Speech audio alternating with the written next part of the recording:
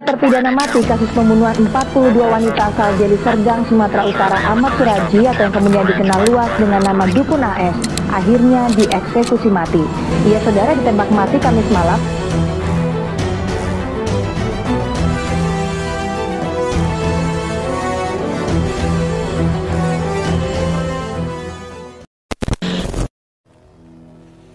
Pada malam yang sunyi, tepatnya pada pukul 10 malam, terdengar bunyi letusan dari perkebunan karet di Kecamatan Galang, Kabupaten Deli Serdang, Sumatera Utara. Kilatan cahaya yang terlihat dari balik rimbun pepohonan. Suara letusan dan kilatan cahaya itu ternyata berasal dari senapan milik tim eksekutor personil Satuan Brimob Polda Sumut yang sedang menyala. Dari 12 senapan yang dipegang oleh 12 eksekutor, hanya 3 yang berisi peluru tajam dan tidak ada satupun dari mereka yang mengetahuinya. Dan 3 butir peluru meleset mengenai sasaran berjarak 10 meter dengan kecepatan 900 meter per detik, sehingga menembus dada kiri seorang laki-laki yang matanya tertutup dan kaki tangannya diikat di sebuah pohon.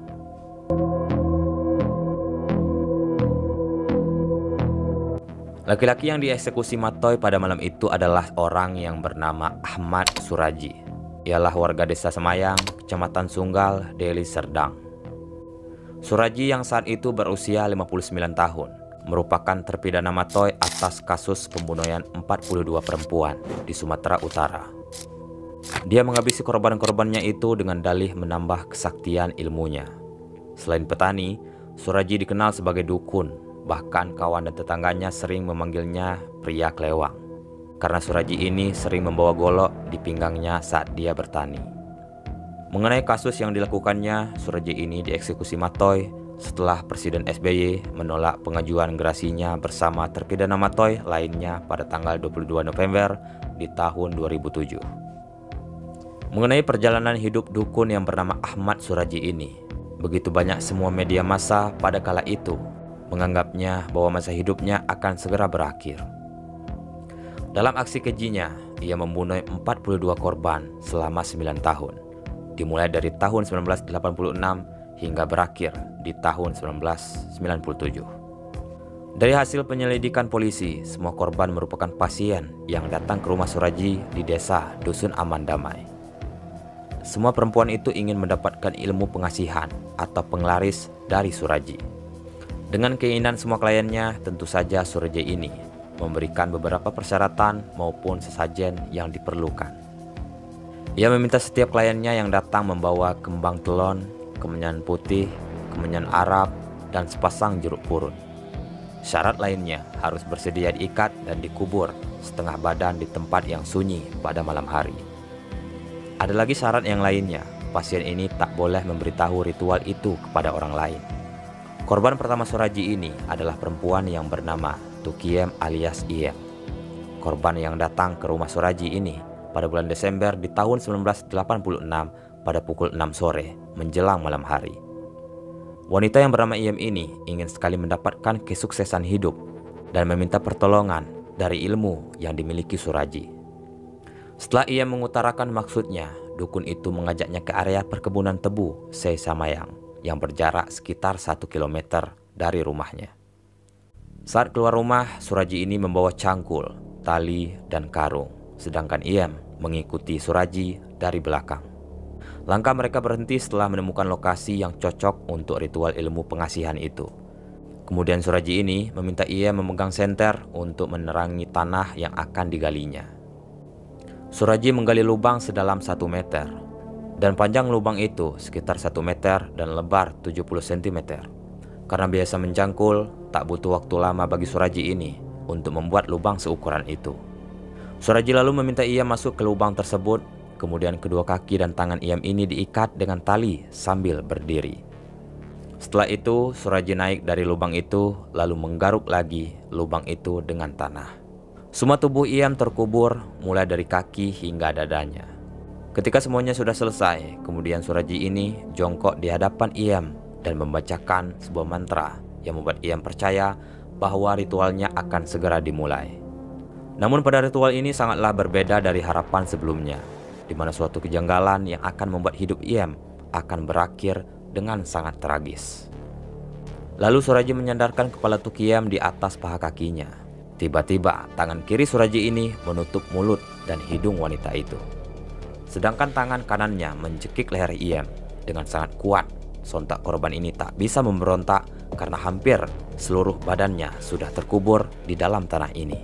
Tak butuh waktu lama, dalam hitungan menit nyawa Iem pun kemudian melayang, lalu meninggoy seketika di tempat itu juga. Suraji kemudian melakukan ritual lain dengan air liur korban yang sudah tidak bisa bergerak. Setelah itu, tubuh korban diangkat kembali. Ia membuka ikatan tali di kaki dan tangan Iem, lalu membuka seluruh pakaiannya hingga telanjang.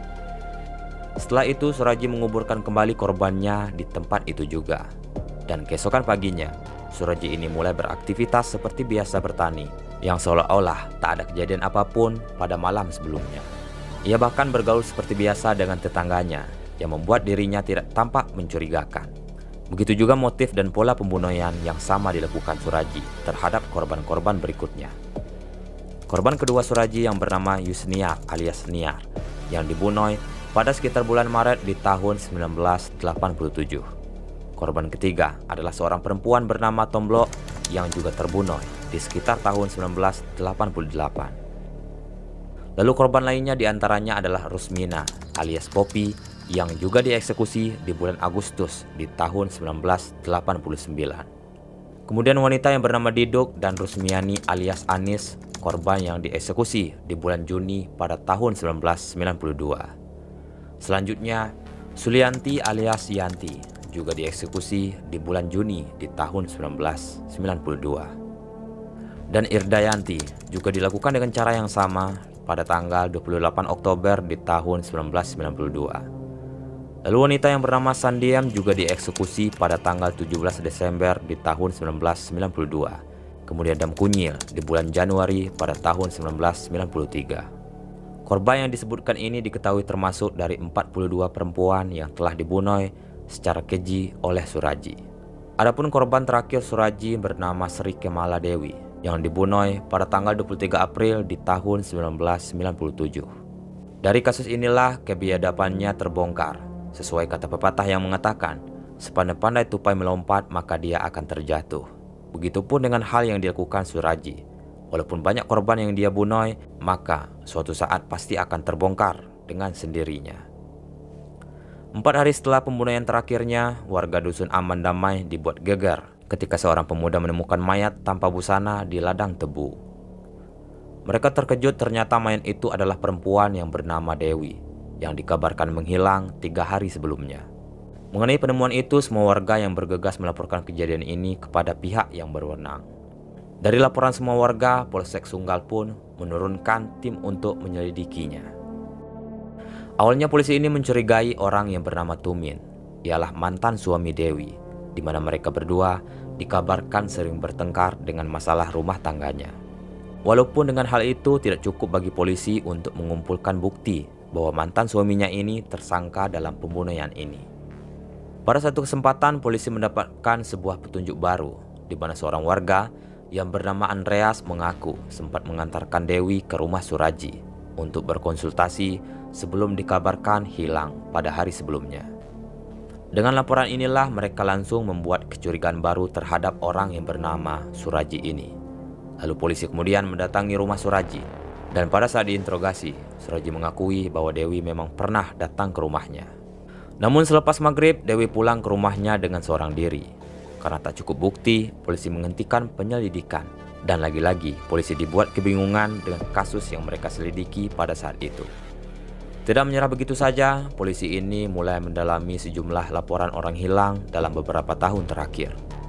Setelah diselidiki, ternyata dari sekian banyak orang yang dilaporkan hilang itu, terdapat satu benang merah. Kebanyakan dari mereka merupakan pasien dari Suraji, dan polisi pun lalu menggeledah rumah Suraji ini untuk mendapatkan kepastian yang jelas. Pada saat penggeledahan, di sana ditemukan sejumlah pakaian dan perhiasan perempuan. Salah satunya milik wanita yang bernama Dewi. Sementara Suraji ini beserta ketiga istrinya pun ditangkap, yaitu Tumini, Tuminah, dan Ngatiah. Lewat proses interogasi yang cukup begitu panjang, akhirnya muncul pengakuan dari mulut Suraji. dia mengakui telah membunuh wanita yang bernama Dewi. Namun polisi tidak berhenti di situ saja. Suraji bahkan didesak oleh pihak polisi hingga terus-menerus. Yang mana tujuan dari polisi ini ialah untuk mengungkapkan pembunuhan yang dilakukan oleh Suraji. Dari yang semula hanya mengaku membunuh Dewi, Suraji akhirnya mengaku telah membunuh 16 perempuan, hingga kemudian ia mengaku lagi telah membunuh 42 wanita. Tentu hal itu membuat polisi sangat tidak percaya dari pengakuan Suraji. Lalu polisi menanyakan apa maksud dibalik pembunuhan itu semua. Kemudian Suraji mengatakan bahwa semua perbuatan itu dilakukan dengan dalih untuk mendapatkan kesaktian. Bahkan Suraji mengaku sering menerima bisikan gaib untuk membunuh 72 perempuan. Bahkan hal yang lebih mengerikan lagi dalam kasus ini ialah istri tertua Suraji, yakni Tumini, juga ikut membantu perbuatan suaminya yang memakan banyak korban. Setelah semua kesaksian yang diberikan sepasang suami istri ini, Suraji dan Tumini akhirnya mendekam di penjara. Setelah mendekam di penjara beberapa waktu, Suraji ini disidangkan di Pengadilan Negeri Lubuk Pakam, Sumatera Utara pada tanggal 22 Desember di tahun 1997. Pada sisi lain, masyarakat juga berbondong-bondong untuk menonton jalannya sidang yang sedang berlangsung. Saking banyaknya pengunjung, pihak Pemda Deli Serdang menyiapkan tenda besar serta 4 televisi monitor bagi pengunjung yang tak kebagian tempat duduk di ruang sidang. Bahkan sidang ini pun kemudian dijaga oleh polisi hingga 4 peleton dari pihak berwenang untuk menjaga keamanan pada saat persidangan. Dalam persidangan, Suraji ini menolak laporan berita acara pemeriksaan polisi. Dia membantah tudingan telah membunuh 42 wanita. Pengakuan bahwa dirinya telah membunuh 42 wanita ini disebabkan oleh paksaan selama proses interogasi. Sedangkan Tumini yang bersekutu dengan Suraji ini pun membantah semua tuduhan tersebut. Yang mana semua tuduhan ini jaksa beranggapan hanyalah sebagai kebohongan besar. Lalu persidangan pun berlangsung cukup memakan waktu hingga dilakukan dengan cara bijaksana. Sedangkan hakim berkeyakinan lain mengenai kasus ini. Hakim yang bernama Hauguaro Hareva lalu menjatuhkan putusan pada tanggal 27 April di tahun 1998 dan menghukum Suraji ini dengan hukuman mati.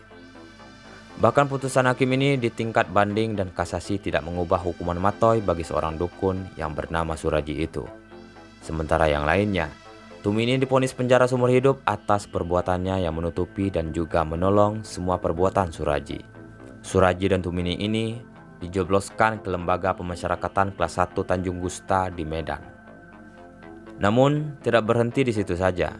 Suraji ini juga mengajukan permohonan gerasi kepada Presiden Megawati Soekarno Putri pada bulan Agustus di tahun 2004. Barulah pada era SBY, permohonan itu dijawab dan kemudian ditolak dengan cara yang pantas.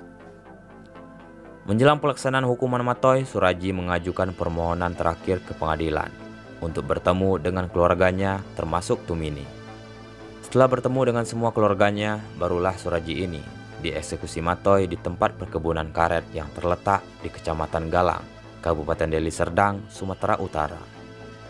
Mengenai kasus ini semua, bagaimana tanggapan kalian tentang perbuatan Suraji ini?